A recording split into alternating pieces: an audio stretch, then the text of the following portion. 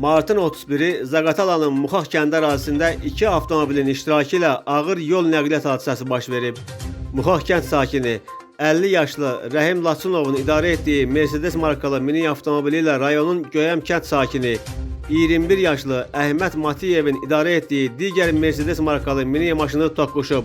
Nəticədə Rəhim Laçınovun idarə etdiyi Mercedes idarəetmədən çıxaraq yolun kənarındakı ağaca çırpılıb. Zərbənin təsirindən avtomobilin sürücüsü Rəhim Laçınov, eləcə də maşında olan sərnişinlər, Muxax kənd sakinləri 27 yaşlı Fuad Süleymanov, 36 yaşlı Asif Əhmədov və 63 yaşlı Nizaməddin Əminov müxtəlif dərəcəli bədən xəsarətləri alıblar. Hadisə yerinə cəlb edilən təcili tibbi yardım briqadasının köməyi ilə yaralılar Zaqatala rayon mərkəzi xəstəxanasına çatdırılıb. İlkin tibbi yardım göstərildikdən sonra onlar xəstəxananın cərrahiyyə korpusuna yerləşdirilib.